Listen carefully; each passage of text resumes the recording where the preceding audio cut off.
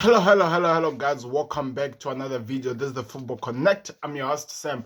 And today we are going to be talking about Ancelot's appointment, as it has been confirmed that all documents have been signed and sealed. What is only left is the announcement. But I'm not actually here to talk about Ancelot only, but I'm going to talk about the structure that Liverpool has been working on under their new CEO,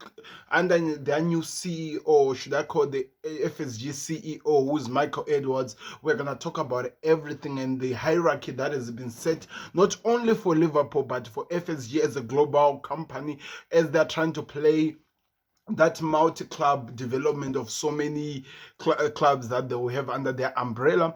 And one of the clubs that has been mentioned, if I remember so, it was Toulouse. So before we go into this video, do me a favor, click that like button, subscribe to the Football Connect, the best way you support us here. So I'm going to start the video like this. If you remember how Newcastle owners came into their club and they started setting up the hierarchy, set up the direction where they wanted the club to go on, was a way to at least try to make football move as smooth as it can be possibly can.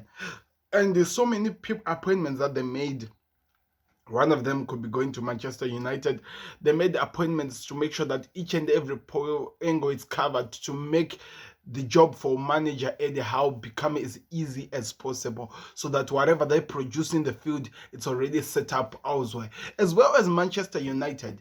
People might be making fun of Manchester United at the moment because their football is real, horrendous. But you can see that they're setting up a culture and they're setting up the right people, the president of football, everyone that they want. Even I heard that they also wanted to sign Julian Ward as the global CEO of Ineos. They are setting up a team or a hierarchy that will make football become easy. Because to be honest, in this modern times, we have to find better ways to get football to move in the right direction. Something that had died at Liverpool. The first Liverpool that signed Jurgen Klopp was, of course, Michael Edwards, as he was the sporting director, and he was working with so many people like the Julian Wards and all the people that were there. This thing had died down because Klopp had gotten so much power. Of course, with success, as a manager, you grow. With success, so many things happens to you. So all these things that disappear. And of course, FSG now, after Klopp announced that he's leaving, their first mission was to try to set up a winning team in the hierarchy, in the upper hand. Because if I remember so well, one of the things that has made Manchester United not successful in the recent years is because of how disjointed and how they are destroyed up from the top. And they talked about so many people, or the United fans that I listen to, they talked about for anything to be successful, we need to get the right people in the right position so that they work so hard towards the success of the team. And of course, Liverpool being the main football club for FSG, as the main one, that the success of Liverpool will always put them high in terms of whatever they can produce as a team or as a group. Fenway Sports Group, they have decided that, of course, we are moving on to a new era. We need to build something that is very, very strong, that can go forward into whatever they want to work on. First of all, they wanted to keep the same football that Klopp was playing, or even try to make it better.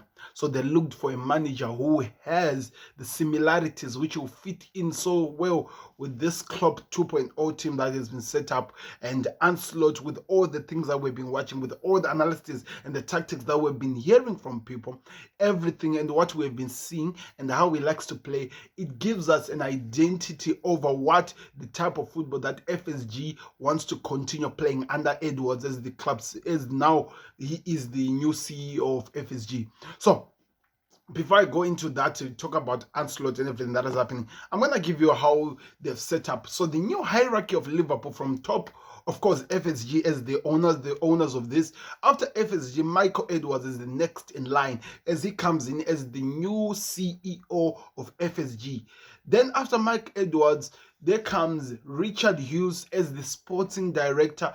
of Liverpool, by the way. This has to be very important. He's gonna be the sporting director for Liverpool as well as FSG, because of course, you know, sporting director can do as much as he can to help the manager to get what he wants to achieve. Then after that, Julian Ward comes in as the technical director of FSG, which means that they will be working under the umbrella of the sports director as well as Michael Edwards. So Mike Edwards, the top sports director, then Julian Ward comes in next, then Pedro Marquinhos comes as the director of football development for the future of Liverpool. So that's how it's been set up. So this is how it's gonna be looking like. Michael Edwards, Ancelot, then the sporting director, of course, who's Richard Hughes. Then we go Julian Ward.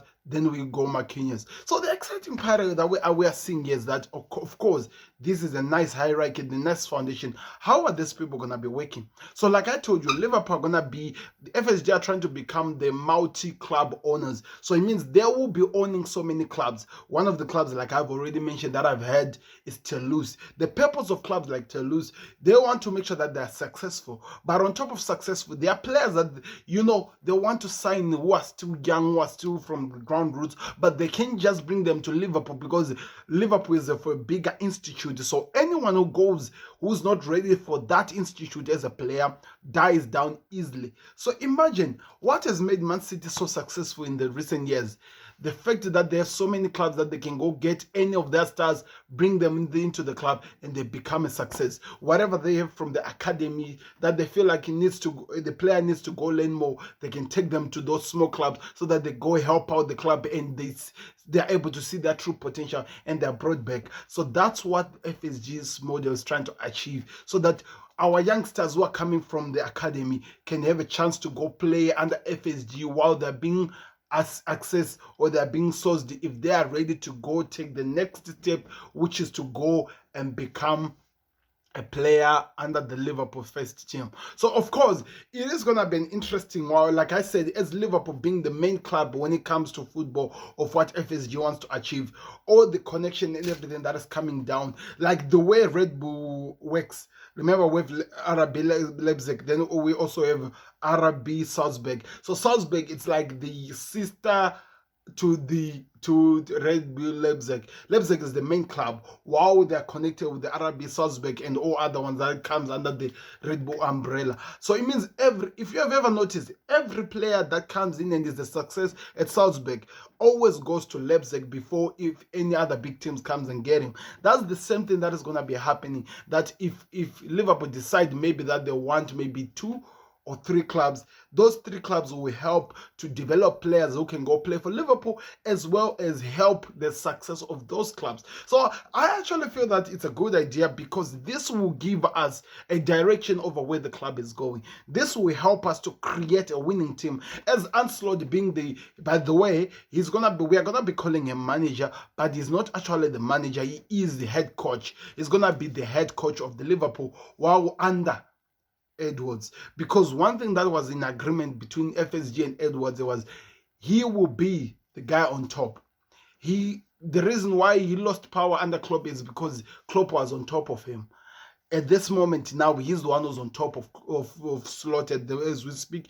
But after him comes Slot, then the sporting director. So what happens? One thing that we've been told about our sporting director, Richard Hughes, is like he's a sports diary or something, if that is a word I can use, or sports directory. Any agent of any talent that is out there, he can scout it. So what is the purpose of this? Remember, Liverpool works in this metric source of trying to find the right players who fits into their umbrella of the players that they need, which can be successful over the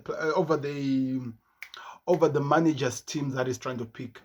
So it's going to be interesting to see how the tactical part of choosing players will be done, with Julian Ward and Pedro Marquinhos working together to create the right teams, and Ancelot then go in agreement with Edwards. If they agree, then the player is signed to make sure that Ancelot gets the best he needs to make Liverpool successful. That is going to be interesting to see how that one is set up as. But as well, we have to understand something that is very important that I've just learned about Ancelot, which I need to highlight to you people.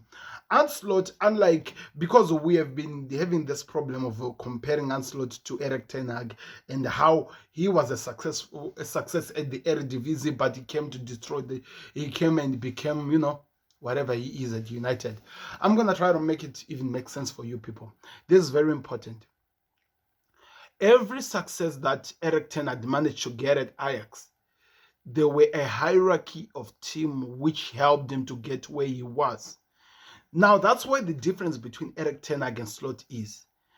The success that Slot has managed to have in his career, even though it's still a short career, he has been the, what can I say, the cultivator, the creator of that success.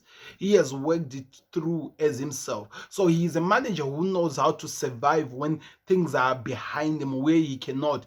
But as well as the same time now at Liverpool, he will have the right people in the right places who knows how to scout the best players that only works for his team and what he wants to achieve. That's what made the Graham Potter successful at Brighton. That's in a way made De Zerbi successful, as they are trying now to work on to see what's the next thing after what they are right now at Brighton.